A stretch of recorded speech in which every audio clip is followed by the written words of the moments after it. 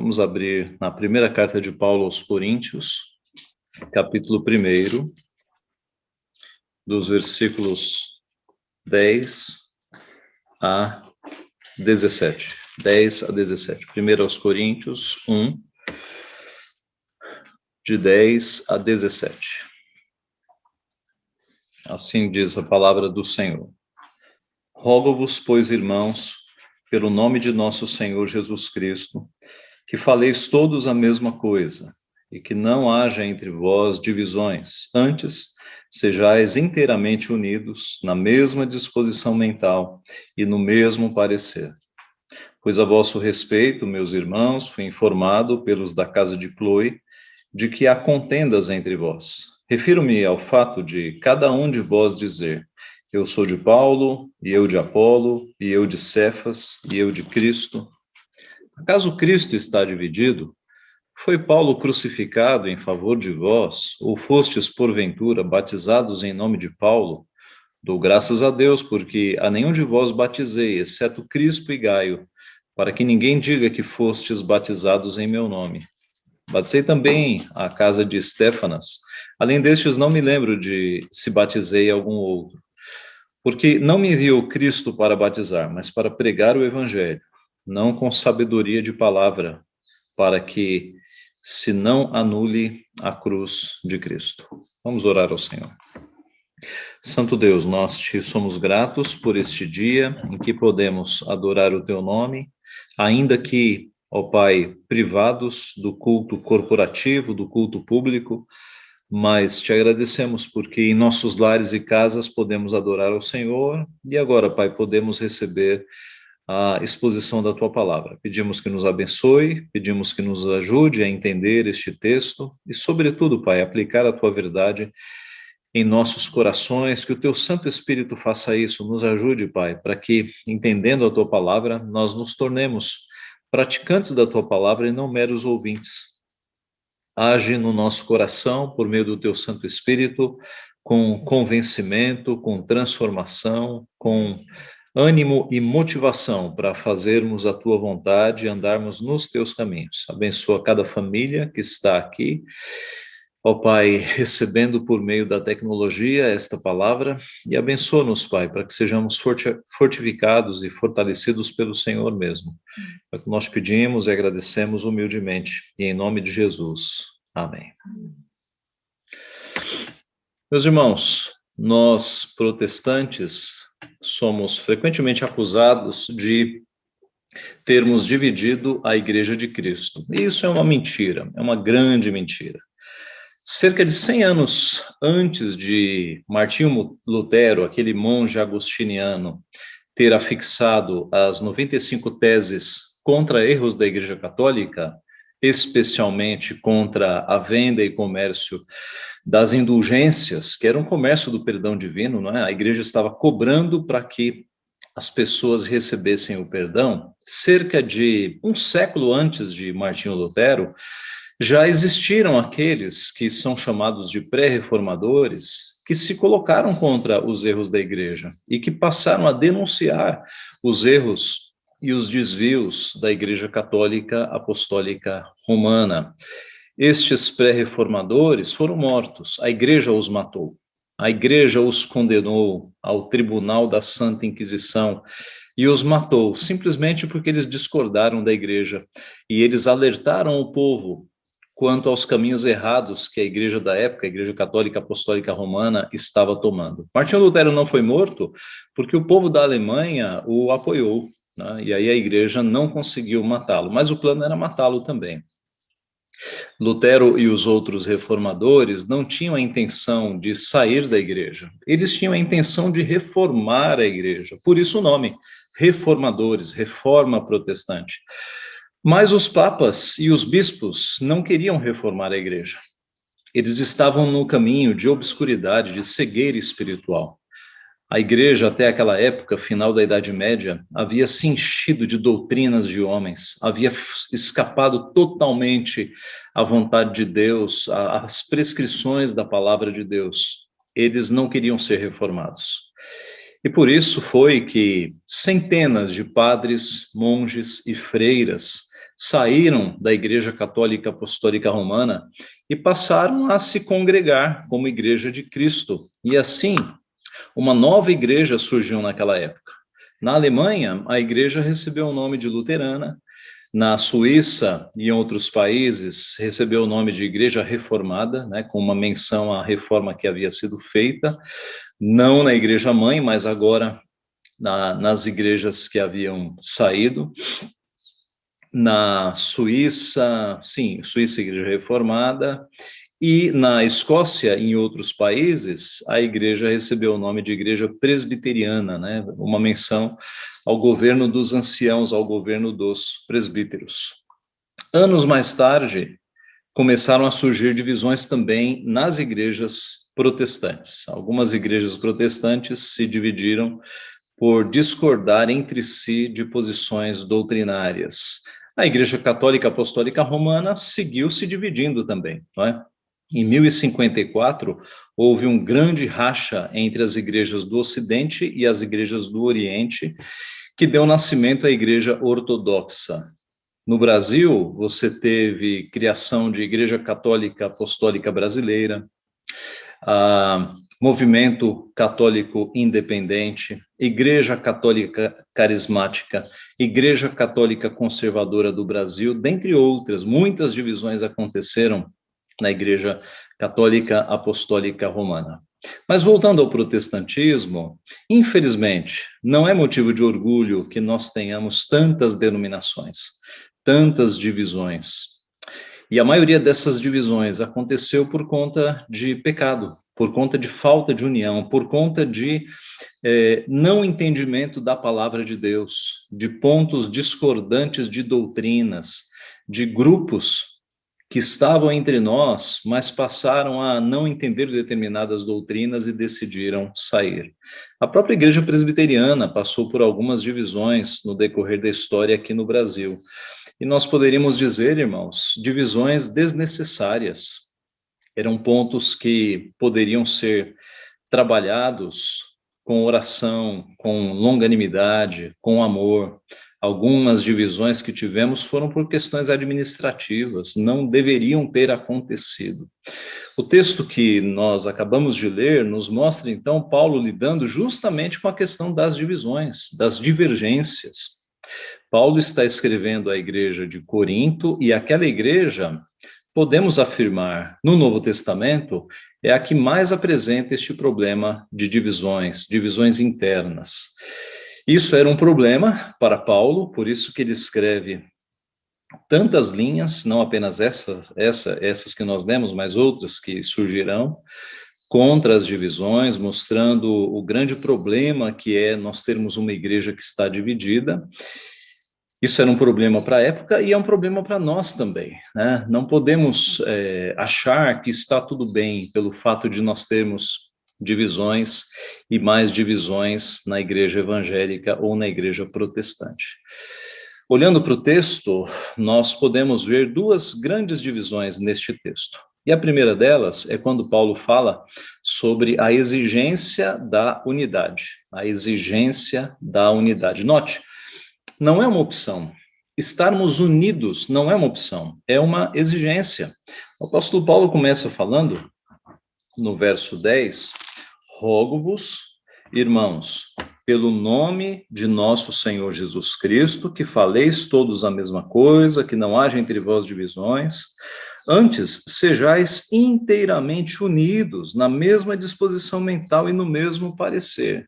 Ele começa, rogo-vos, irmãos, em nome de nosso Senhor Jesus Cristo. É como se ele dissesse, irmãos, eu rogo em nome de Jesus Cristo que vocês tenham unidade, que vocês sejam unidos. E por que a citação de nosso Senhor Jesus Cristo é muito importante? E Paulo faz questão de começar o texto citando nosso Senhor Jesus Cristo. Porque o nosso Senhor Jesus Cristo orou pedindo que fôssemos unidos.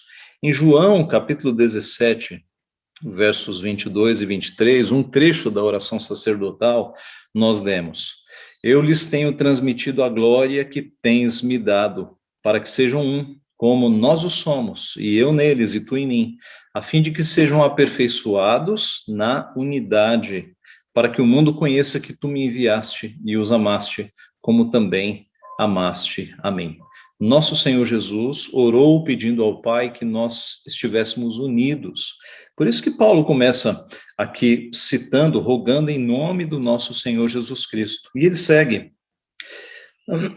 que faleis todos a mesma coisa e que não haja entre vós divisões. Em outras palavras, que vocês tenham o mesmo discurso, que não haja entre vocês divisões, que vocês acertem o discurso, que vocês falem a mesma coisa, que não sejam vozes dissonantes, mas consoantes.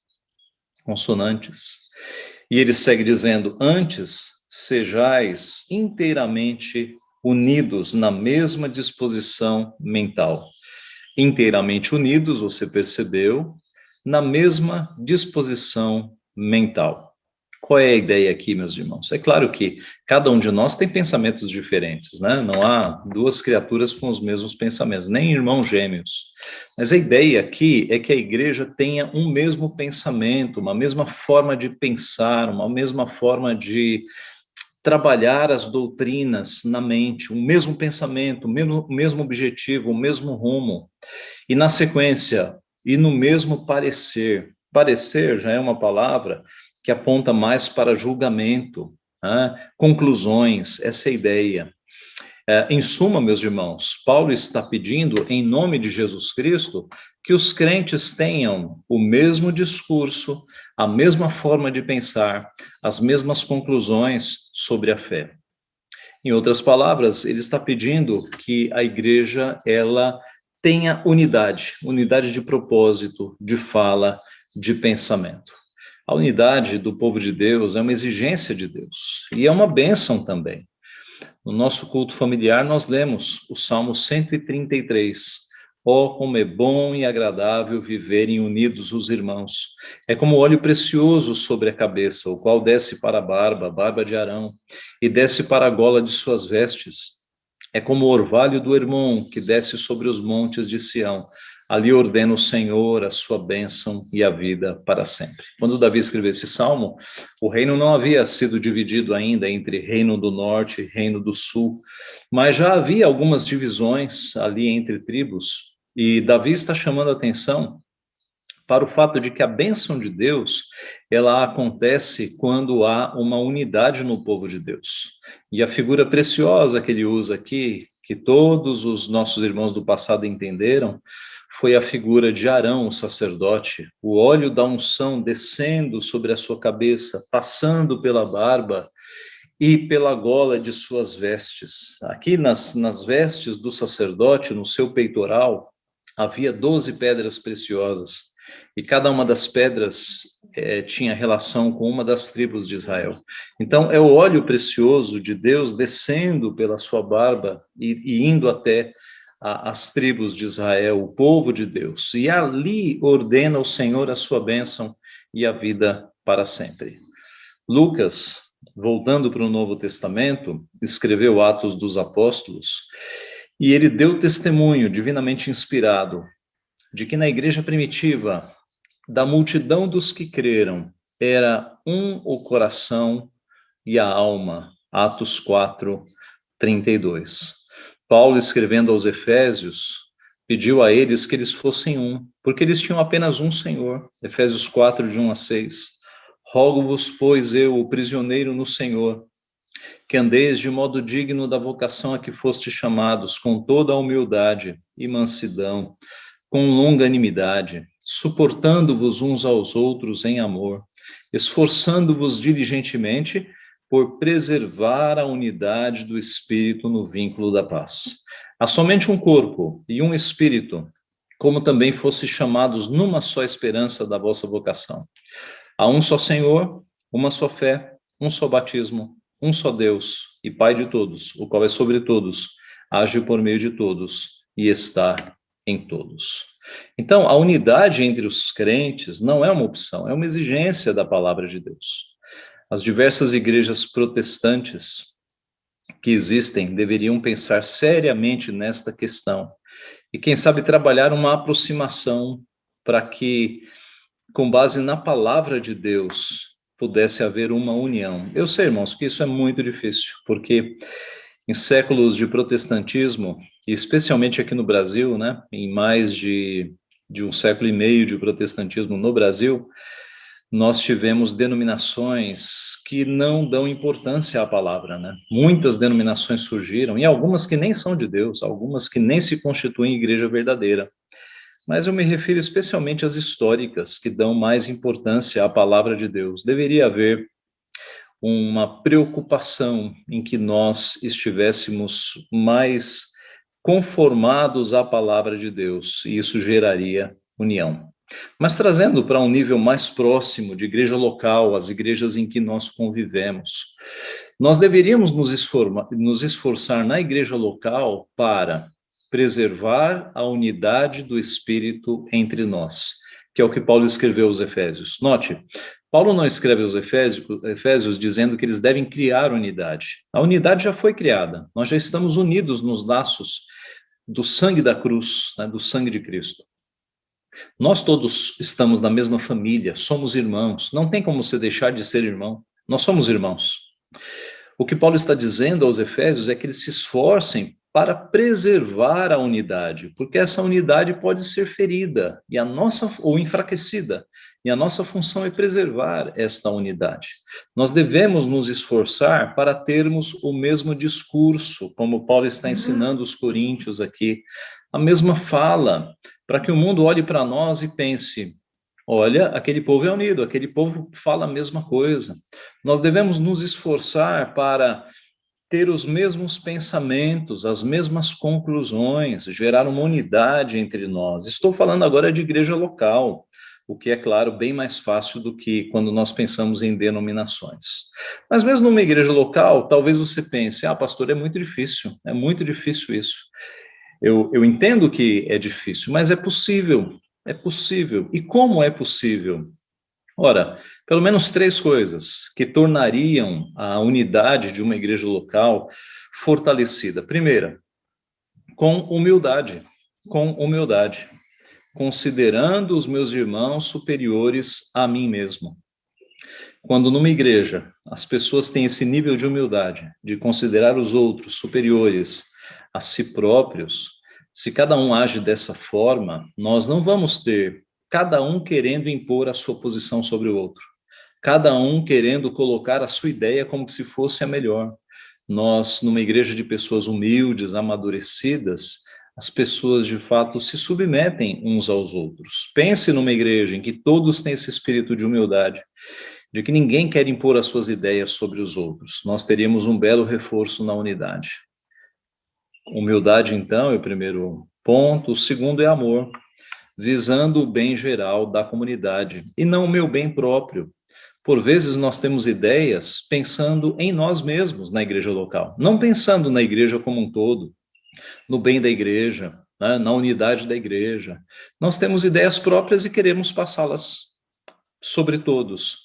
Isso não é amor. Isso é amor próprio, é amor egoístico. Quando você pensa com amor para com o povo de Deus, para com a igreja de Deus, então você vai pensar na unidade, você vai pensar que um exército dividido, ele não avança. Nós temos que trabalhar para que o exército esteja totalmente unido, com sabedoria, discernindo quais são os assuntos essenciais à fé cristã e quais são aquelas questões secundárias que só trazem divisão.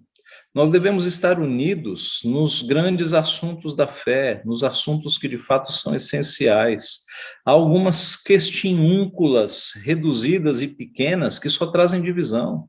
Então nós temos que ter sabedoria e discernimento para entender que nós devemos estar unidos naquilo que realmente é primordial, é importante para o bem da igreja.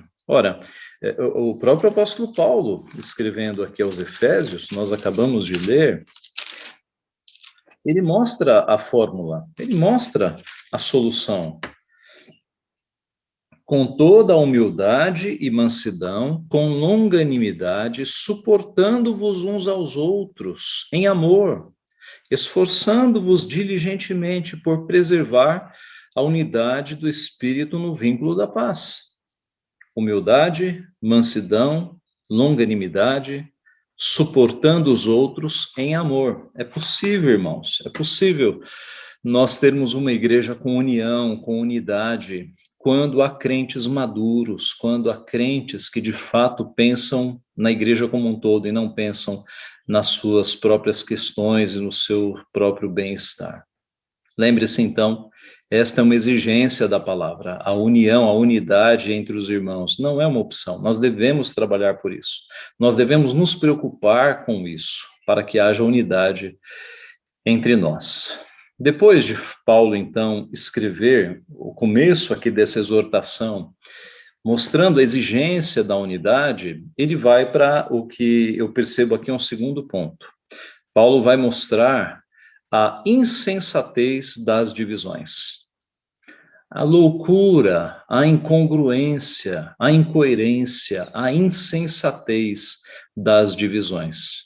No versículo 11, acompanhe comigo. Pois a vosso respeito, meus irmãos, fui informado pelos da casa de Cloe de que há contendas entre vós. Nós vimos há alguns domingos que uma das fontes de Paulo tomar conhecimento dos problemas da igreja de Corinto foram pessoas da casa de Cloe. Nós não temos muita informação sobre quem foi essa Cloe, nem sabemos se ela estava viva, porque a informação vem dos da casa de Cloe, mas certamente era uma família, uma casa, né, uma mulher que tinha uma casa, uma família que estava em Corinto, né, e esses da casa de Cloe levaram informações a Paulo de brigas que estavam acontecendo dentro da igreja. E que brigas eram essas? Por que essas brigas estavam acontecendo? Verso 12. Refiro-me ao fato de cada um de vós dizer, eu sou de Paulo, e eu de Apolo, e eu de Cefas, e eu de Cristo. Os coríntios estavam vivendo ainda como eles viviam antes da conversão. Os coríntios eram gregos. E entre os gregos havia um costume de exaltar os mestres da filosofia, de exaltar os mestres do saber e do conhecimento. Entre os gregos havia isso. Eu sou de Sócrates, eu sou de Platão. E agora eles trouxeram esse costume antigo para dentro da igreja. E alguns estavam se dizendo, então, de Paulo, de Apolo, de Cefas e de Cristo. Estes que se diziam de Paulo estavam pensando em Paulo como fundador daquela igreja, que de fato o fora. Paulo foi quem iniciou a igreja de Corinto. Provavelmente os mais velhos eram deste grupo, aqueles que haviam conhecido Paulo. Então, eles diziam, eu sou de Paulo, eu sigo a Paulo. Outros se diziam de Apolo, porque assim que Paulo saiu de Corinto, foi Apolo quem o substituiu. E Apolo era um grande pregador, poderoso nas escrituras. Apolo vinha de Alexandria. Alexandria era a grande capital intelectual da época, uma cidade de muito conhecimento. Apolo tinha uma grande oratória, pregava muito bem, era um pregador impressionante, diferente de Paulo. Paulo escrevia muito bem, tinha uma grande cultura, um grande conhecimento, mas Paulo não era um homem eloquente. Aliás, veja o que os coríntios estavam falando de Paulo, 2 Coríntios 10:10. 2 Coríntios 10:10 diz assim, Paulo falando o que eles falavam de Paulo. As cartas, com efeito, dizem, são graves e fortes, mas a presença pessoal dele é fraca e a palavra desprezível. Era essa a acusação de alguns coríntios para com Paulo. As cartas são fortes, a escrita dele é pesada, mas quando ele aparece aqui, a presença dele é fraca. E a palavra desprezível. O que mostra que eloquência não era o que Paulo tinha. Apolo tinha eloquência. E aí os irmãos podem pensar e imaginar, num contexto de crentes imaturos, alguns dizendo, não, eu sou de Paulo, Paulo é que é um grande pregador, Paulo é que é um grande escritor, e os outros dizendo, não, eu sou de Apolo, Apolo é quem tem o poder, Apolo é quem prega bem. Em uma igreja de crentes maduros, isso não seria um problema. Em uma igreja de crentes maduros, eles diriam o seguinte, como Deus é bondoso para conosco. nós temos uma complementaridade aqui. Nós temos um servo de Deus que escreve com grande conhecimento e um servo de Deus que fala com grande conhecimento. Olha como Deus usa os dons para eles se complementarem, a riqueza dos dons abençoando a igreja. Numa igreja de crentes maduros, seria essa a reação. Numa igreja de crentes imaturos, com pouca espiritualidade, o que aconteceu? Torcida, partido. Não, eu prefiro Paulo, eu prefiro Apolo. O terceiro grupo era o de Cefas. Cefas é o nome aramaico de Pedro, tá? Então, Cefas é Pedro. Nós não temos registros de que Pedro tenha ido a Corinto, mas Pedro era muito conhecido por ser um apóstolo. E havia ali um grupo que se julgava o grupo dos seguidores de Pedro. O quarto grupo era o grupo que se autodenominava o grupo de Cristo. Os estudiosos, estudando as duas epístolas, chegam à conclusão de que esse era o grupo mais soberbo. Eles diziam, não, nós não somos nem de Apolo, nem de Pedro e nem de Paulo, nós somos de Cristo. Isso parece bonito, mas eles eram soberbos. Eles eram um grupo à parte também. Observe então, meus irmãos, que a igreja estava dividida. As brigas estavam acontecendo porque cada grupo se julgava com a verdade. Cada grupo se julgava superior ao outro. Era uma igreja com 4 grupos pensando diferente. Paulo escreve as próximas linhas, então, mostrando como isso é insensato, como isso é infantil. E ele mostra isso com 3 perguntas. Primeira pergunta, observe aí no versículo 13. Acaso Cristo está dividido? Essa é a primeira pergunta. Cristo agora está dividido em 4 partes? Cristo tem 4 opiniões diferentes? Cristo morreu 4 vezes? Veja a insensatez de você ter numa igreja 4 grupos. Cristo está dividido agora em 4? Paulo está mostrando que a existência de um só Senhor deveria ter gerado discípulos com o mesmo pensamento, com o mesmo discurso, com as mesmas conclusões. Segunda pergunta, foi Paulo crucificado em favor de vós? Como que se Paulo dissesse, eu, Paulo, foi que salvei vocês, para vocês me seguirem? Eu fui crucificado para vocês me seguirem? Pedro foi crucificado para vocês o seguirem? Apolo foi crucificado, morreu, salvou vocês para vocês o seguirem? Observe como Paulo está mostrando a insensatez de você ter partidos na igreja. Foi Paulo crucificado em favor de vós, por acaso, para vocês seguirem a Paulo? E a terceira pergunta, ou fostes porventura batizados em nome de Paulo? Por acaso, no batismo, vocês ouviram, eu te batizo em nome de Paulo? Ou eu te batizo em nome de Cefas? Ou eu te batizo em nome de Apolo? Vocês ouviram isso no batismo? Como é que vocês podem ser de algum outro que não do Pai, do Filho e do Espírito Santo, no nome de quem vocês foram batizados? Paulo, então, demonstra que é uma insensatez, uma incoerência muito grande alguém se dizer seguidor de Paulo, sendo que Paulo não morreu por ele, ele não foi batizado em nome de Paulo, está tudo errado. O mesmo se dá com Apolo e com Pedro.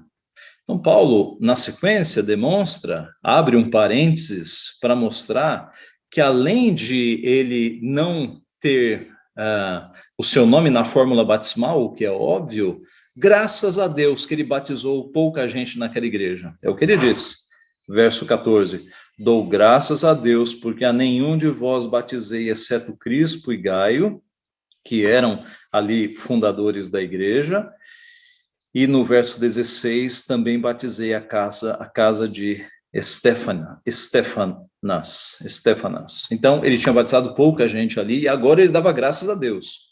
Porque se ele tivesse batizado mais gente, possivelmente tivesse um grupo ali maior dizendo, nós somos de Paulo. Irmãos, a insensatez das divisões, a insensatez das divisões. Nós temos um único Senhor, que morreu na cruz por nós, no nome de quem nós fomos batizados. E ele é o único digno de toda a glória, de toda a honra e de todo louvor. O próprio Senhor Jesus disse que um reino dividido ficaria deserto e uma casa dividida cairia. Marcos 3, 24 a 25. Se um reino estiver dividido contra si mesmo, tal reino não pode subsistir. Se uma casa estiver dividida contra si mesma, tal casa não pode subsistir. Paulo, quando soube que duas irmãs estavam brigando em Filipos, ele escreveu diretamente a elas, Filipenses 4:2. Paulo rogo a Evódia e rogo a Sintique, pensem concordemente no Senhor. Essas duas irmãs estavam brigando tanto que a notícia já havia chegado a Paulo, e aí Paulo escreve diretamente a elas, Evódia e Sintique, eu rogo que vocês pensem concordemente no Senhor. Então, meus irmãos, divisões na igreja são formas de demonstrarmos a nossa insensatez, a nossa imaturidade, a nossa carnalidade, a nossa pecaminosidade. Nós temos essa tendência pecaminosa, né, de nos dividirmos em grupos, em pensamentos, mas isso não deveria existir. A maturidade de crentes deve levá-los a pensar que nós devemos trabalhar pela unidade, porque a unidade é requerida nas Escrituras. Trazendo para os nossos dias, nós vemos não apenas as divisões denominacionais, mas nós vemos outras divisões também, motivadas por personagens históricos que não queriam essas divisões. Há registro de João Calvino,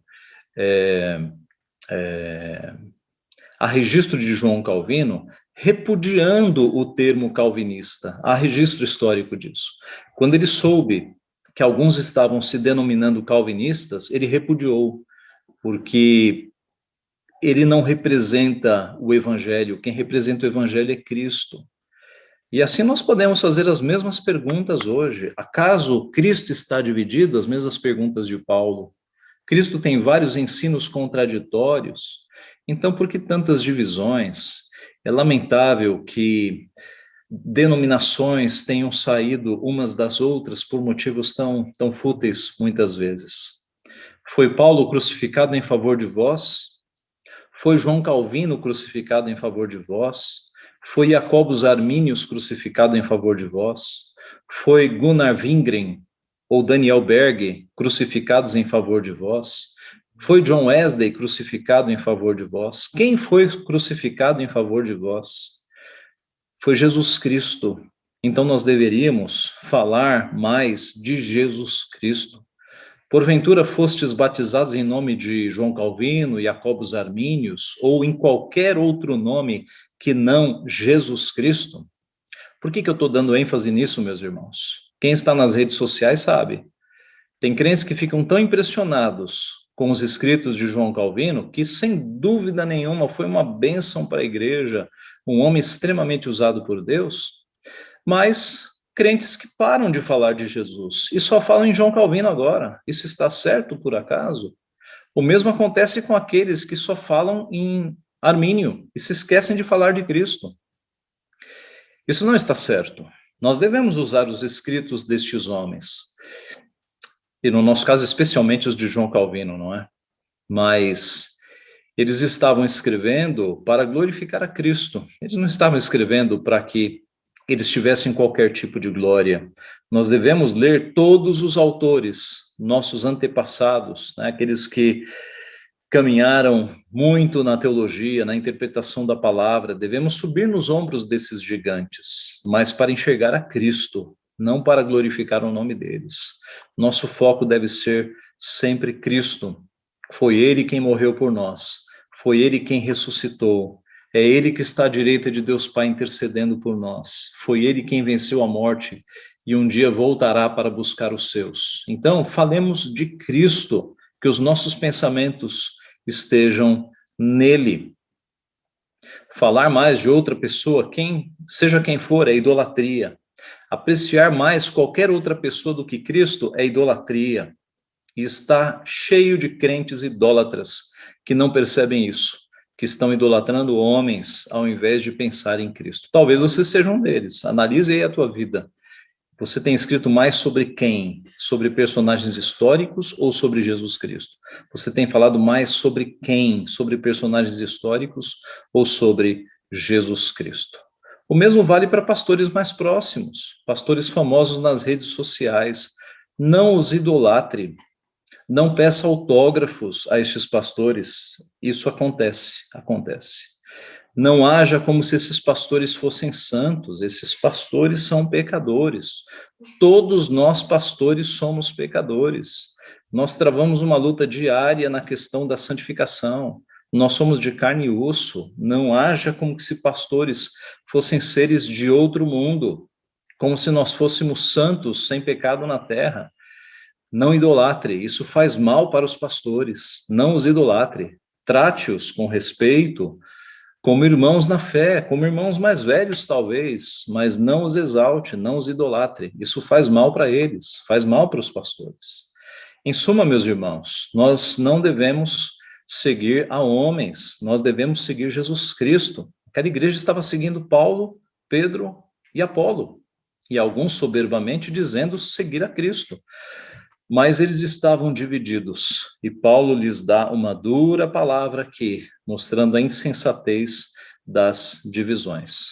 Que nós não tenhamos divisões entre nós na igreja local, que nós nos esforcemos para sermos unidos com uma só mente, um só coração, lutando juntos pela fé evangélica, pensando em Cristo, nos valores do reino, pensando no bem da igreja, na unidade da igreja. Um exército dividido não avança.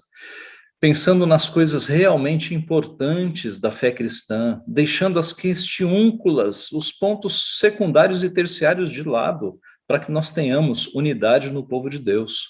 Porque é só com essa unidade que nós teremos a bênção completa e repleta de Deus que vem sobre a unidade. Não vem sobre a desunidade, vem sobre a unidade. Que Deus assim nos abençoe. Amém.